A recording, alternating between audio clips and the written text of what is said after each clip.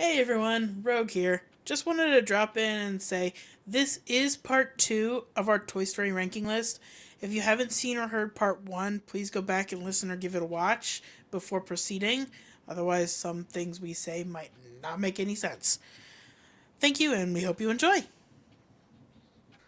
So let's have our good friends at IMDb take it away for Toy Story 4's premise. When Woody, Buzz, and the gang join Bonnie on a road trip with her new craft project turned toy, Forky, the innocent little spork's antics launch Woody on a wild quest.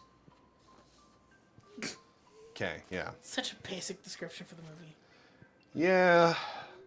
So, I Toy mean, it's Story not 4.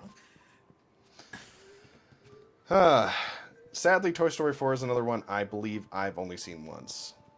Yeah, same. And I know that the first thing I saw of Toy Story 4 was Sporky merchandise in stores because boy oh boy did they market the heck out of that character.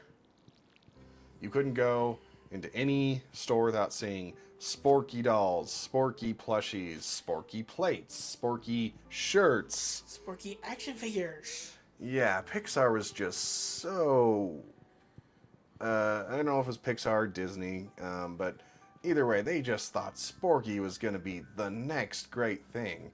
I mean, Sporky is to Toy Story what Olaf was to the Frozen franchise. Just like their marketing dart in the wall, they just thought was going to be a humdinger, home run all the way. Best thing ever. Um, he was alright. It's trash turned into a toy. Yeah. The description is very, and then they don't have that particular point in there, but the description is very spot on when it literally a school craft project that Bonnie decides is her new toy. It's trash. He's a plastic spork with Yeah. bendy arms and popsicle stick feet. Yeah. There's only so much creativity that can be involved there. Oh boy, cool. So I mean, each question, each movie kind of asks a question, and the or a series of questions, if you will. Like the first movie is just like, what would it be like if toys were alive? And yay. Second movie is like, oh, how do you choose between two paths that each is going to cause the other pain, depending on what you pick. Toy Story 3 is.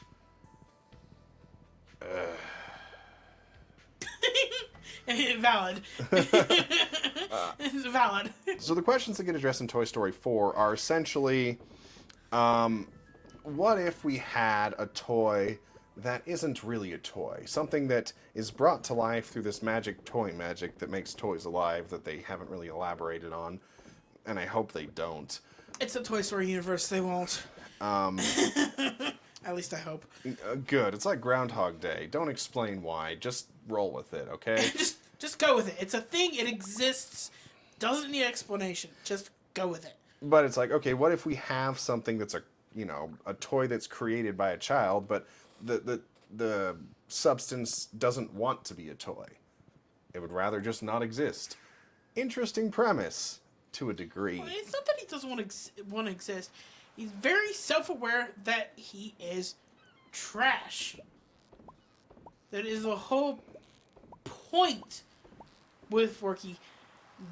Probably 70% of the movie Yeah. is that he is very self-aware that he belongs in the trash, because that is what he is. He is a disposable plastic utensil that, once used, belongs in the garbage, not as a child's toy. Which I don't remember from the movie, and I hope this isn't the case. But I'm hoping that when the teacher did this craft project, it wasn't a used spork. Pretty sure it wasn't. Pretty sure they were new. Because if it was, then No, pretty sure all of the utensils that were used were new. It was supposed to be just a craft project. But because I guess the magic is hinted at being if a child writes their name on the foot of the being, it makes them a toy. Because that's essentially what was implied in Toy Story 4, is because Bonnie put her initials on the bottom of Forky's popsicle stick feet, it essentially made him a toy that she owned and not just a craft project. Yeah, I suppose, but there's some loopholes or plot holes in Oh, that. I know there's some loopholes and plot holes in there, like Jesse and the Prospector and all of that, but we won't go into the loopholes in that, but that's what's implied in Toy Story 4. Okay, well, that's dilemma number 1. Dilemma... Dilemma? I'm sorry. It's 3 in the morning. My brain isn't... Cut me some slack. I was just trying to help you. Okay, dilemma 1A. I got there eventually. Is Woody essentially gets stuck with Sporky, and he has to try to convince Sporky to be a toy. At the same time, he, as a toy, is becoming more ignored. So it's sort of like Woody is getting tired of being a toy, to an extent. Not tired of being a toy, tired of being owned. Yeah, tired of being ignored and forgotten slowly over time. So it's weird to watch the character try to convince something to be a toy for the child's sake. At the same time, he's kind of being replaced by said toy. Yeah, so you have to try. It's like trying to convince your lover's new crush that you're what's best for them. It's weird, and again, with me not really caring about Bonnie, I don't care. Hold on.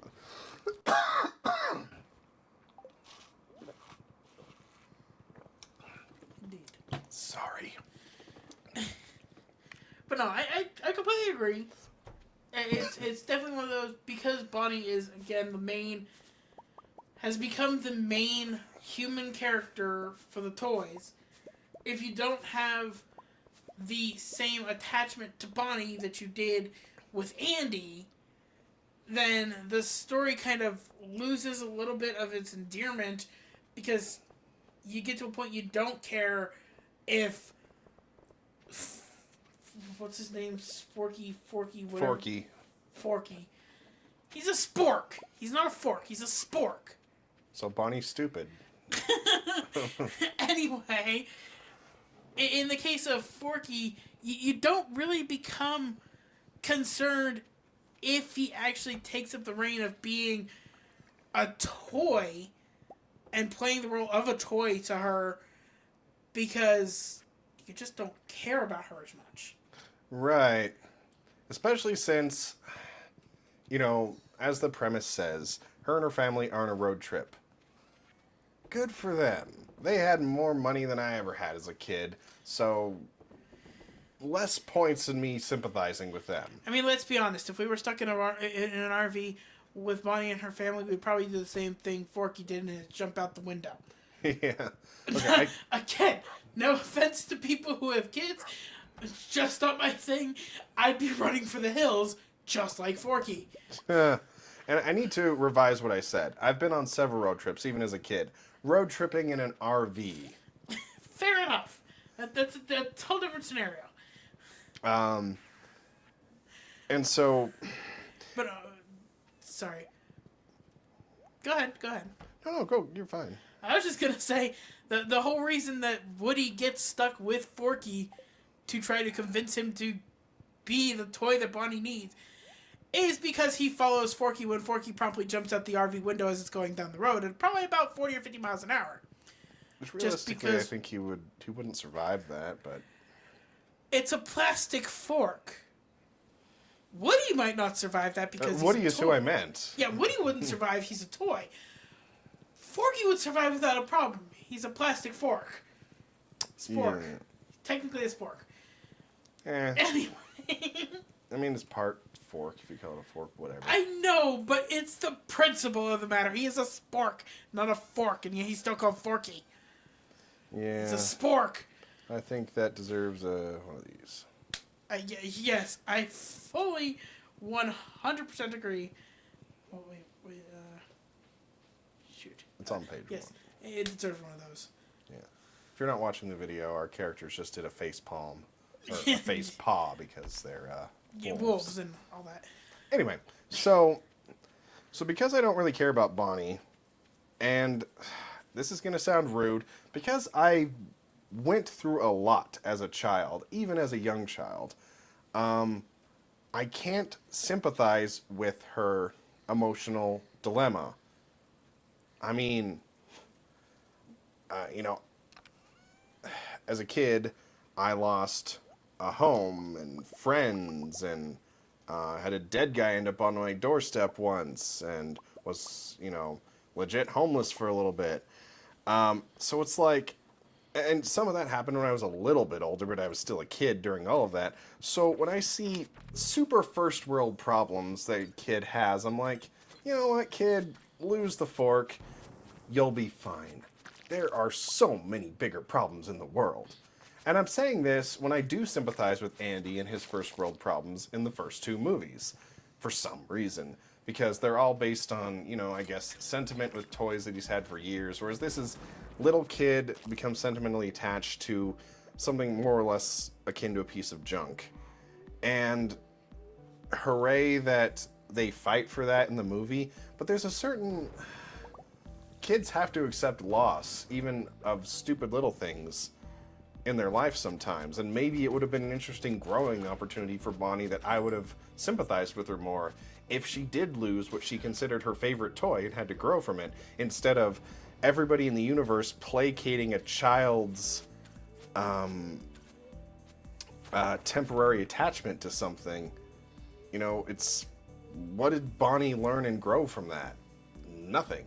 So, again, one more reason why I don't really sympathize with her. Now, it doesn't bother me as much as Toy Story 3, mind you.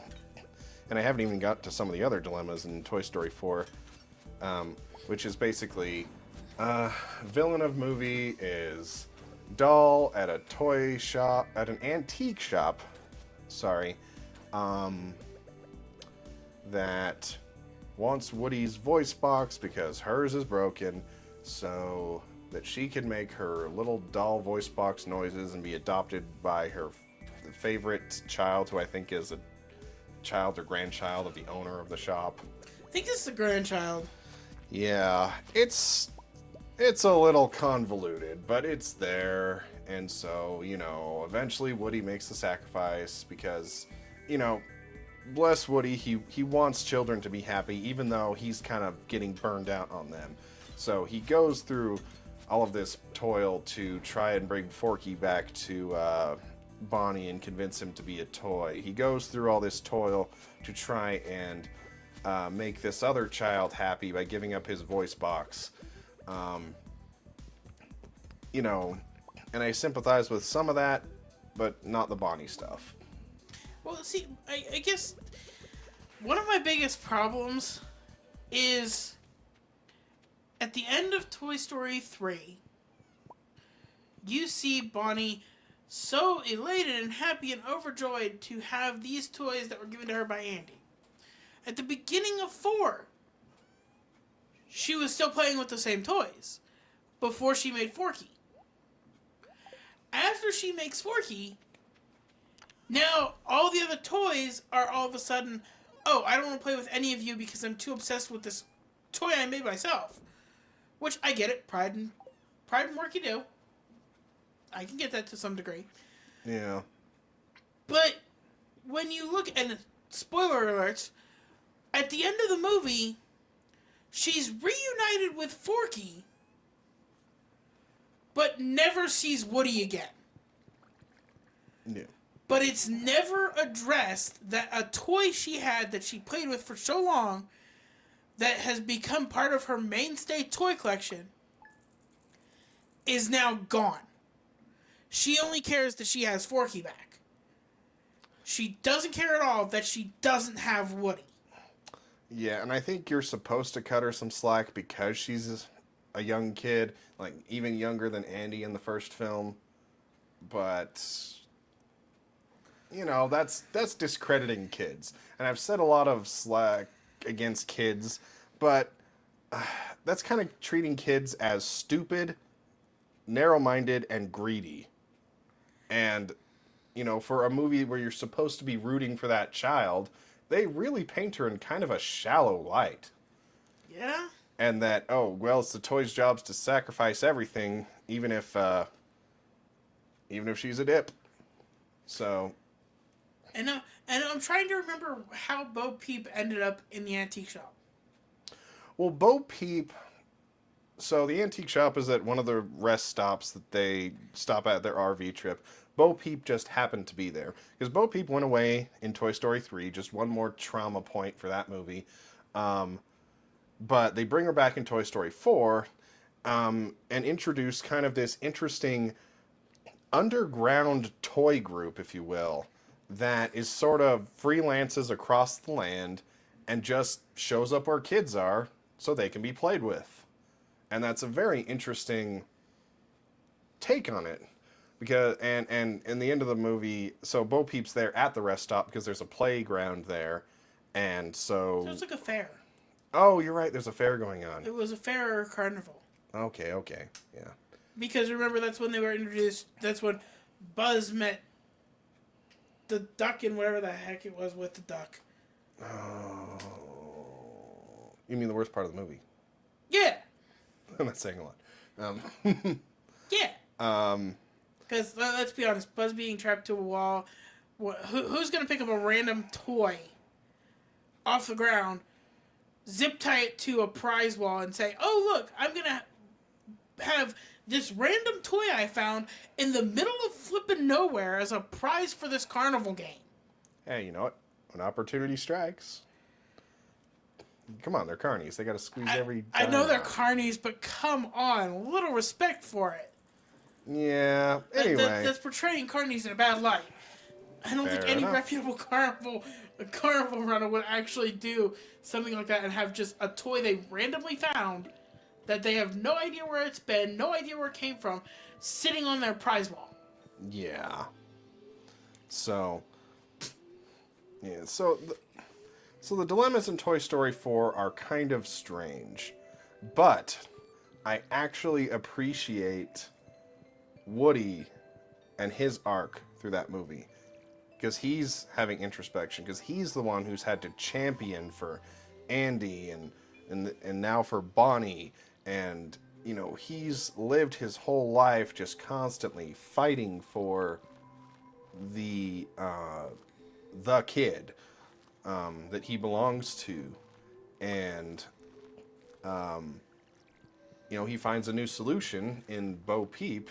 Because first of all, he's reunited with Bo Peep, which is great. It gives you points, and Bo Peep has gone from a character who was kind of just a background support girl of Woody in the first two movies, and takes a much more active role, which shows incredible growth in her character that I appreciate. Because they turned her from a character who's kind of just a background Betty Sue into somebody who's making active decisions and living their life, for themselves, but also for other children. Because the whole goal of this toy underground group that Bo Peep is a part of is to go around and just make kids happy by going wherever kids go and giving them toys to play with. So I have no qualms with that. And one of the heart-wrenchers in the film is that Woody and Buzz get separated at the end of the film. Which, that one affected me more than Andy giving the toys away to Bonnie. It affected me more than anything in Toy Story 3. Fair enough. Whether it be Andy giving the toys to Bonnie, the furnace scene, any of it.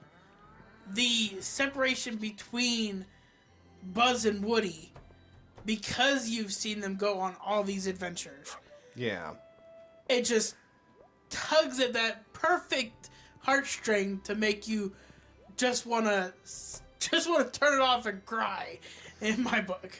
Yeah, that one got to me more because, you know, Woody and Buzz have had an evolving friendship over all the movies, so, and it's like, no matter what they went through, they at least had that, so to sever that was, you know. Well, it's akin to a kid saying bye to their. I will say it's akin in my book to a kid saying goodbye to their best friend who is moving away.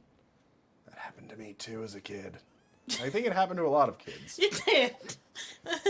Let's be honest. In some form or another, there's some part of every kid or adult's life where they've had to say goodbye to either one or more people who they're super close with, and that, I think, is why that particular scene probably gets to a lot of people, is because at one point or another, most of us have had to have or have felt that kind of feeling before, and it is very depressing.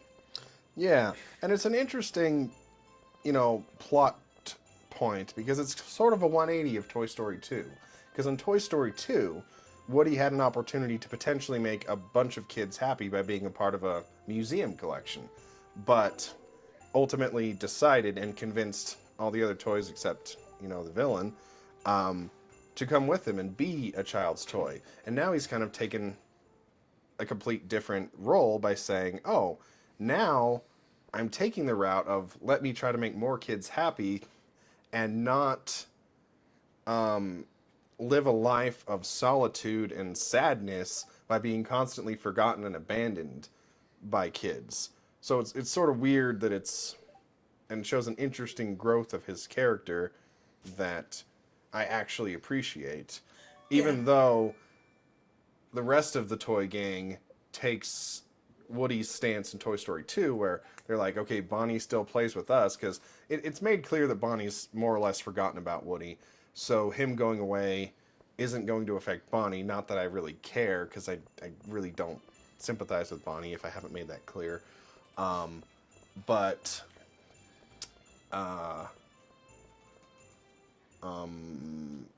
So it's unfortunate that she still likes the rest of the toys enough that for the happiness of the child, they go with her and Buzz stays with Bo Peep. So it gives you that spark of happiness for Woody making a decision that does feel right for him, but for separating a friendship that has been, you know, a core part of several movies. Yeah. So, that's Toy Story 4. Which... I got a tickle in the back of my throat, sorry. So when you eat a bunch of Tums, they leave this powder. And Toy Story 4, for me, fits, as its name implies, it is fourth on my list. Yeah, it's number 4.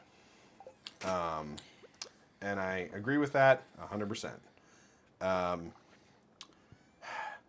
As far as the letter grading for Toy Story 4, that one's a toughie. Because it's a very neutral movie. They made some decisions I liked, some decisions that I didn't hate, but wasn't impressed with. Like, I wasn't impressed with the Forky thing. So there's parts of the movie I appreciate. And then there's parts that are kind of just there and gone, and I'm not really affected one way or the other. So, I feel like I'm going to have to give it a C. I tolerate it.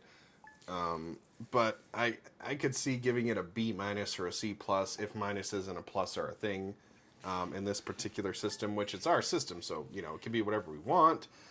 I generally don't think about having pluses and minuses here, but it's falling between B and C for me, because I will watch it. If it's on TV, I'll watch it. I'm not going to queue it up out of the blue.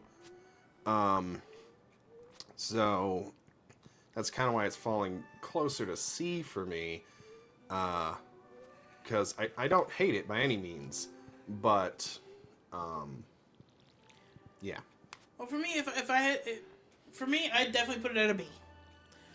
And the main reason I put it as definitive B is because I'm one of those people who every once in a while love to put on just a sappy, wholesome movie that I know there are parts that are going to really get to me, even if the rest of the movie is completely neutral. Well, that's fair. It's the kind of movie you put on while you're preparing dinner, where you can tune it in and out as you please. Exactly. Or if you're sitting there, in my case, playing a game where you need to have ambient background noise because my brain decides it wants to do 20 things at once. It's definitely a movie that I would be willing to put on out of the blue, watch it for fun, if I wanted something that I knew is generally a movie that can be background noise, but also has parts that I know will personally affect me in not a bad way. Alright.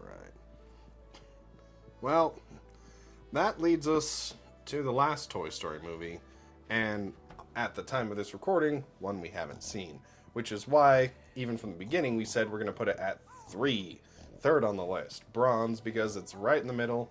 We don't know. I will go ahead and IMDb us. Woody, Buzz, Jessie, and the rest of the gang's jobs are challenged when they're introduced to electronics, a new threat to playtime. And for all those who are very, very confused by that description, so are we, because yes, at the end of Toy Story 4, Woody leaves. That is a key point. Woody is gone. He is no longer with Bonnie and the rest of the toys. So what the heck is he doing in the primary description of said movie, of Toy Story 5? Yeah. So, we had to watch the trailer, which we did right before recording this. So, there might be more trailers that come out. Yes, it's very confusing. There might be more trailers that come out that give more information, and sometimes with a trailer you have to take things with a grain of salt because, you know, they have what they call gag trailers sometimes where it doesn't actually include scenes from the movie. This one looks like it did, and from what I could tell, they had a radio, a walkie-talkie. So apparently the separation of Buzz and Woody wasn't a big emotional rift because they still had a way to talk. Good to know. They didn't establish that in Toy Story 4. They really made it look like they're never going to see each other again. Whereas this one looked like Woody was literally just a phone call away. So that's an interesting choice. Well, you also got to think about the practicality of that because radios can only work for so long of a distance. Yeah. And in the trailer, it shows Jessie calling him from a room, from evidently Bonnie's room, and Woody responding being out in the middle of the woods. Yeah, so there's two types of consumer radios out there. They either fall into UHF or VHF. That stands for ultra high frequency and very high frequency. And so the you know what? I don't remember which is which. I mean, obviously I know UHF is a higher frequency, but I'm pretty sure UHF, the range is a lot smaller, but the signal is stronger. So like the airport radio I used was a UHF radio. So it was a more reliable radio, but it didn't work for an infinite distance. It's very line of sight. Like, it works pretty good far away if you have direct line of sight. Like, I could contact the airport from the top of the hill just over there by the movie theater if I had to. But the minute there's any interference, anything in the way, boom, it's gone. So, longer distance radios tend to be VHF, very high frequency. But even so, consumer grade radios without repeaters, which they don't have repeaters for most consumer grade radios, that falls under like ham radios and stuff.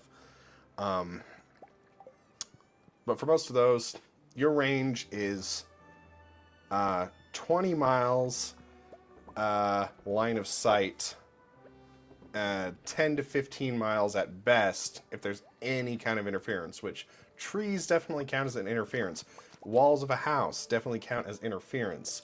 So even with a good UHF radio, the chances of them being able to talk, unless those trees were literally within a 5-mile radius, no chance. Well, and considering it's very much depicted as a child's radio. Yeah. So you're talking a very cheap, like $10 radio, which you'd be lucky if they worked for a mile. So let's be honest. Anytime if because I don't know about you, but I had radios growing up. Yeah. We always had radios playing. We were always playing with radios growing up. And you're lucky if those things got a range of a mile with interference. Yeah. Or actually, rather, without interference. With interference, you're lucky if you could hear for a block or two. Because they didn't have strong signals. They weren't made to have strong signals. They were cheap radios. Yeah, plus, I don't know what bandwidths a child's radio is going to run on, but if they were smart, they probably wouldn't run them on the same consumer bandwidths of, like, radios you can buy at Best Buy and stuff. Because who wants kid random chatter when a lot of businesses use these consumer-grade radios? So, Yeah. chances are they might be running on a bandwidth that's even less effective. So anyway, with all the flaws just in that first part of the trailer.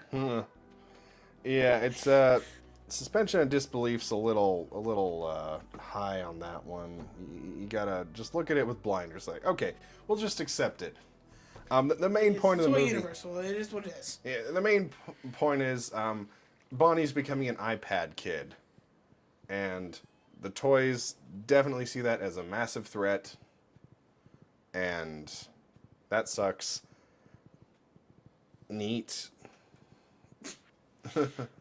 Yeah, I mean, even taking into consideration the portrayal of the quote unquote iPad as, for those who are unfamiliar, a leapfrog device. Yeah, which leapfrog sue somebody. It is the equivalent of a leapfrog device, which, let's be honest, I mean, come on. We've all seen this premise before.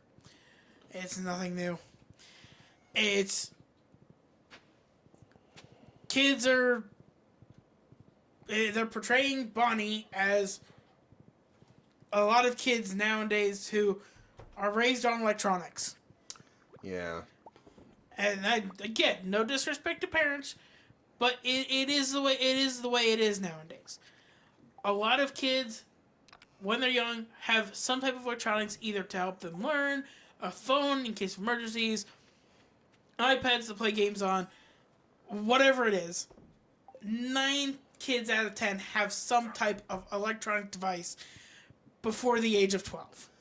Yeah, which, no offense, way to show your age, Pixar writers. That's a very old person complaint. And this is coming from somebody who did not grow up with tablets, smartphones, cell phones. My first cell phone, which was not a smartphone, I didn't get until I was 18, I believe. And most of the time, there's kids in elementary school that have phones. And if they don't have phones, they probably do have some sort of iPad or tablet of some kind.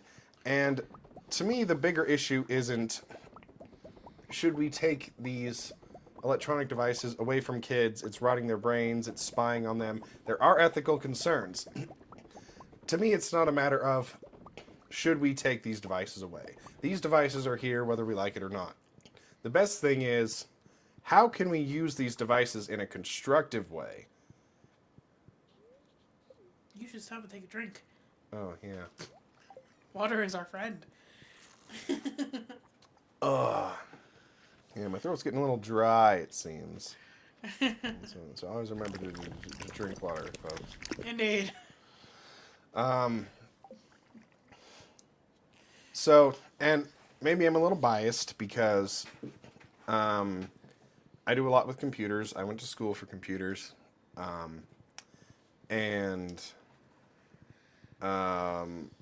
doesn't mean I don't think computers don't do a lot of, or technology doesn't do a lot that's bad. Especially like with AI right now, there's a lot going on that I'm not going to get into. But at the end of the day, there's something called the hype curve where either for good or for bad, stuff gets a lot of attention right off the bat at the peak of its implementation. But then as time goes on, it settles into where it really belongs. Like if something's really popular It's usually super popular unjustifiably, and eventually it falls into where it actually belongs. Or if it's a fad, it disappears entirely. If it's something that's bad, then it falls into this Wild West category for a while before, excuse me. It falls into this gray area where it does more harm than good before people can figure out how to channel it for something good. This was seen with cars being introduced, which, again, that's a different topic for another day. There's a lot of, society being designed around the car, which actually makes life worse in some ways. But and we're referring to actual automobiles, not the movie cars. yes, that's a topic for Let's another just day as well. But I guess if the whole movie is what I suspect, and I want to be proven wrong. I would love to be proven wrong, because one of my favorite types of movies is one where my expectations are really low going into it, and I'm pleasantly surprised. And I want that to be the case with this, especially if, going by the numbers of our ranking here, it shows that even though Pixar hit a low with Toy Story 3, in our opinion, they are slowly getting better, I guess. So I would love to see them do something clever with it. But as it is, it looks like it's just going to be kind of a bash against kids growing up on tablets, kids growing up with smartphones, and like, oh, go play outside, kid. Like, I was a 90s kid. I didn't have a tablet, and I still didn't really play outside. So I sat inside and watched TV. But no, from the trailer that we watched, again, we watched just before recording this, it very much indicates that, oh yeah, they're definitely targeting it's bad to have a kid grow up with technology, because in the trailer it even shows Jessie confronting this off-brand leak pad, and her making, excuse me, Jessie makes the comment that the tablet isn't listening to her. To which, in response, the tablet replies, "It's always listening," and proceeds to show a transcript of everything Jessie just said, and then translate it into another language. yeah. So if that's not a jab at the skepticism behind technology being spying on us and recording us and all of that, I don't know what is. Yeah. Which, for all of those who cover their webcams out there, great, cool. Webcams are very hackable. But for every one camera in your vicinity, there's usually at least 2 microphones. So, you're not protecting yourself as much as you think. Yeah, but I'd rather have somebody recording my voice than somebody watching change outfits. Yeah, no, No it's offense. it's valid. It's valid. I'm not saying don't do that. Keep doing that. It's fine. But just don't let it give you a false sense of security. Because There's a reason that you always see ads for things pop up on your phone or computer or tablet of things you did look up but were discussing with your significant other, your kid, your family member, your friend. There's a reason that happens. There are microphones everywhere. Whether you like it or not, it is part of today's society. There's nothing we can do about it. We can't change it. We can't turn them off. Unless you're living off the grid, you just have to learn to live with it. Right. And that's part of my concern with this movie is, it's good that they're addressing, especially with children, some security and privacy concerns. That is valid. I know that with a lot of these platforms, they're usually one step ahead of regulation, and it can be concerning. But the main goal of a lot of these companies surrounds a word that is called analytics, which is a fancy word that tech people made up that essentially just means companies doing everything in their power to squeeze information out of you and use it to try and make you buy something. Because at the end of the day, most revenue comes from advertising. And the more effective a company can make selling ads with them, the more they can charge ad companies to work with them. So companies like Facebook and heck, even Adobe does it. Google immensely. They're always just trying to make you buy something. And for me, I take it with a grain of salt. I think it's hilarious. I send an email where I mention bananas and I get an ad for bananas. It's not going to make me buy them. I mean, they are delicious and good for you, but Yeah. I'm not going to go out of my way to buy bananas just because I see an ad for bananas that I happen to mention in an email sent. Yeah, so it's a little scary when you see it happen the first few times, but after a while, I just get used to it and I laugh at it because at the end of the day, the only power any of these companies have, I mean, yeah, your identity could be stolen. That's a different matter entirely. But the only power the companies have is the power you give them. Right. Which, essentially, they're just going to try to sell you stuff constantly. That's it. You're just going to get ads. All of your ads are going to be slightly more tailored to you. Yeah, but let's be honest. It's fun to watch some of the ads that pop up when you just Google the randomest things. My favorite analytics failure is either A, when it gets the wrong state. Like, oh, all right, barbecue near Texas. It's like, I don't live in Texas. Fail. And my other one is when you buy something. Like, you go on Amazon and you buy a 10-pack of playing cards because you're going to give them out to your friends or some stupid thing like that. And then all of a sudden you get all these ads for, ooh, playing cards. It's like, I already bought it. I'm not going to buy it again. Oh, and see, it actually gets, and I'll do you one better than the playing cards. It's worse when you buy something that is only a one-time purchase. Yeah. It's not something you're going to go back and buy multiple times. Because with playing cards, you never know. You could end up buying those packs again and go by their suggestions. But what's funnier is when you make a one-time purchase of, say, a cooking appliance. Yeah. Or a specific shirt. Yeah. And then you get advertisements for the same cooking appliance. Not even different ones. It's the same cooking appliance, just by different sellers. Yeah. So you have all these ad pop-ups of saying, oh, we saw you were looking at this KitchenAid. Even though you just bought it. We're going to send you advertisements for KitchenAids. Yeah. It's like, thanks, but I already bought one. I don't need to spend the $300-$400 to buy a second one. I don't run a bakery. I'm just using it at home. I don't need to. Yeah. So, point being, analytics is out there. Microphones are out there. They're going to listen to you. And the ethics around children being exposed to that is, murky at the best of days. But my hope is that the movie would address it in a manner that makes technology what it is, which is inevitable. That it's out there now, and we can use it to help children learn and grow and communicate if we use it right.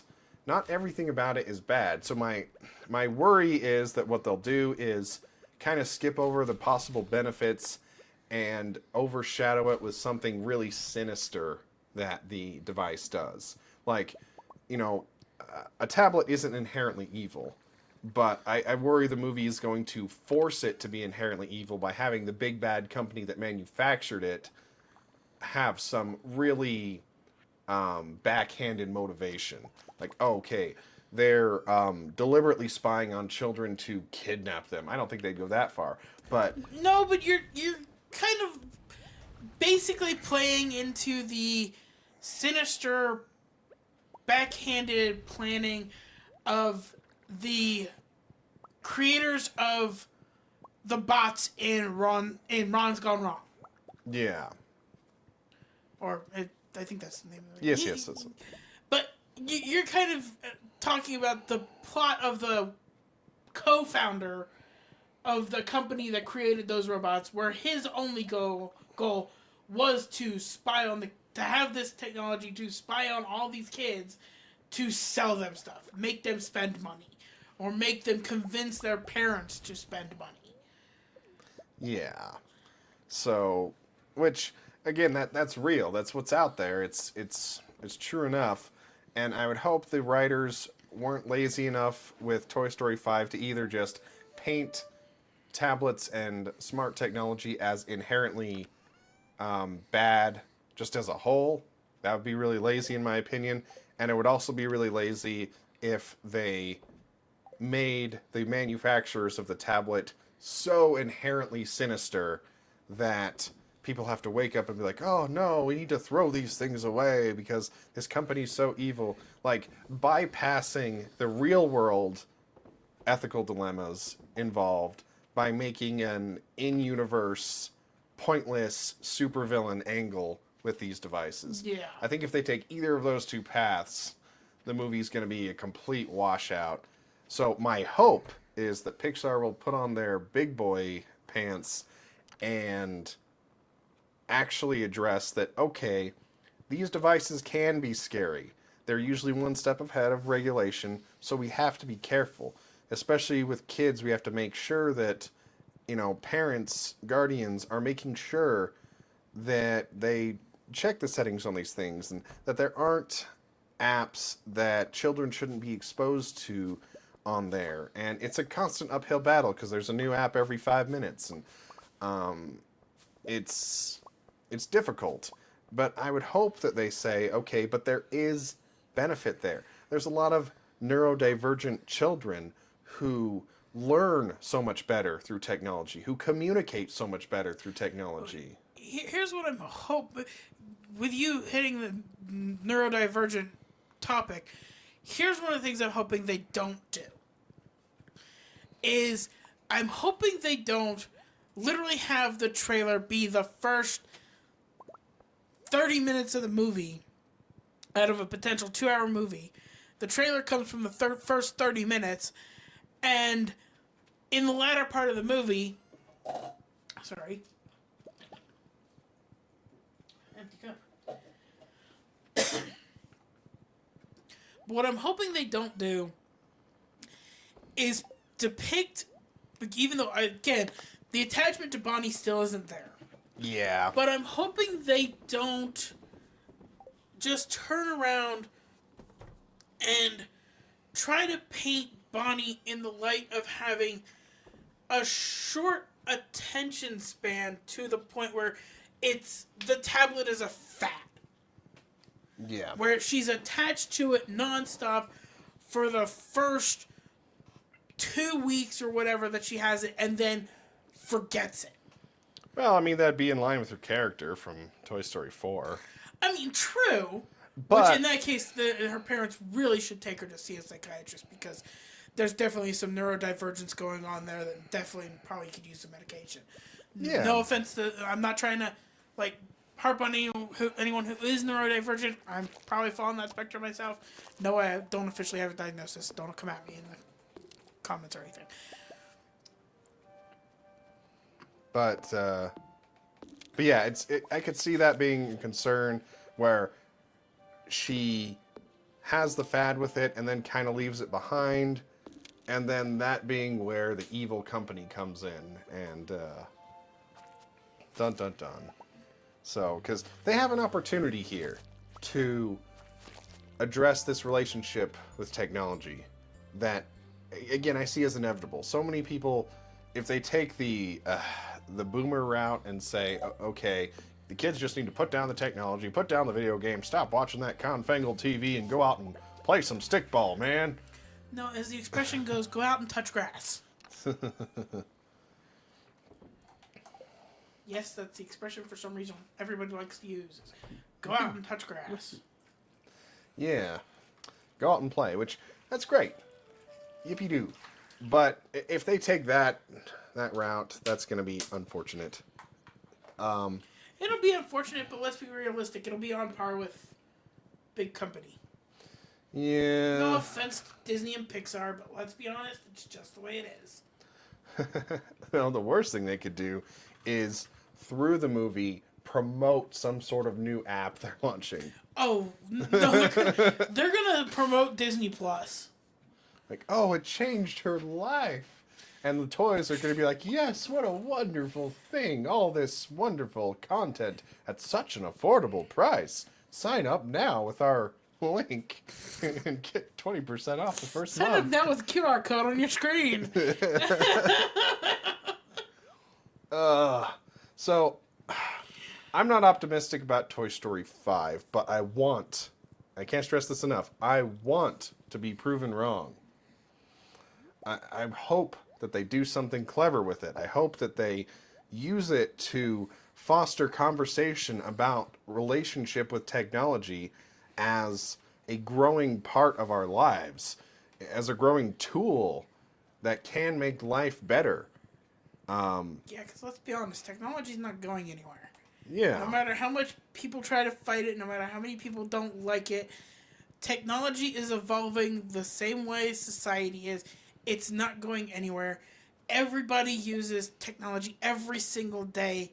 Even if you say, oh, you're not a big technology user, you still use a phone, you still use TV, you still use a computer to some extent, unless you're living completely off the grid and sustaining yourself completely off the grid without a 9-to-5 job. Unless you are one of those magic people who's able to do that, you're using technology every day. Shout out to our Amish friends. Indeed. So, How you guys have managed to sustain your way of life in the growing age, I have no flipping clue, but good on you. yeah. Well, I think we've said basically what we want to say about Toy Story 5. In our ranking, like I said, it's 3. It's right in the middle. It's going to change. We're going to go see it. And we plan on doing a podcast right after we see it.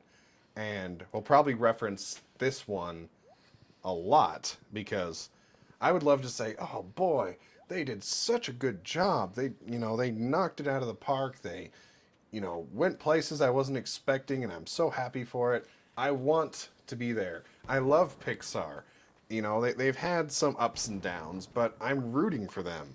I want to love this film, but I'm not optimistic at the moment, and that's unfortunate. Yeah, they have, like you said, they have a good opportunity to do really good things with this movie, but being honest, the trailer doesn't provide much hope. Yeah. The trailer doesn't give a lot of hope into where they're taking the story. Yeah, on the surface it looks like it bites. Indeed. But I think we can probably... I growl at the prospects of it. So that's our view. That is our view. Well, just a comment. When we say we're going to go see it, it doesn't mean we're going to see it as soon as it comes out. So if the review for this, for Toy Story 5, isn't up within a couple of days of it coming out, it's because we haven't gone and seen it yet. Yeah. It's ironic we live across the street from a movie theater, but we don't go to the movies a whole lot. Let's be honest, movie theater prices are expensive. Yeah. Unless you're going on a sales day and have the extra money to spend to do that, unless you're going when it's on sale, you're paying $20 just for 2 people to go see a movie. Yeah.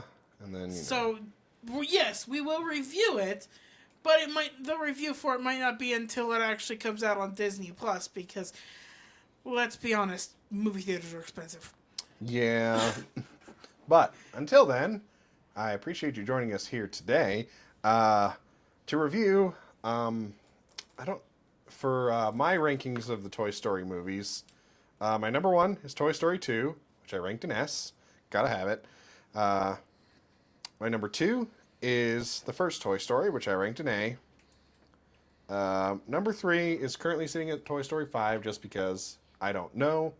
Not optimistic, but secretly hoping it'll be a gem. My number 4 is number 4, which I bounce back and forth between B and C on that one. And then bottom of the barrel, 5th place is Toy Story 3 for me, which I gave a D. I was trying to remember my order. Yeah, I should have I should have wrote it down.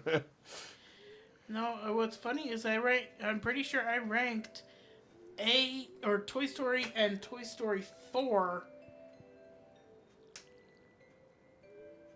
You know, I think I ranked Toy Story and Toy Story 4 both B. Because the highest grade I gave was Toy Story 2, which I gave an A, and Toy Story 3 is a C. Yeah. But if you happen to listen to this or watch this, I'd love to hear anybody else's opinion about what you think of these movies, if you have childhood memories with some of them, and if you're optimistic or rolling your eyes at the prospect of Toy Story 5. A lot of people just assume, well, they're going to go see it because, well, it's the next one in the franchise, and I'm hoping they're not relying on that. I hope there's actually substance behind it, but that remains to be seen. So, time will tell. Yeah. Anything else you want to add? I think we've covered everything. Indubitably. So I thank you all for joining us for another little jabber around, and we hope to see you bark next week. Indeed. Have a good one.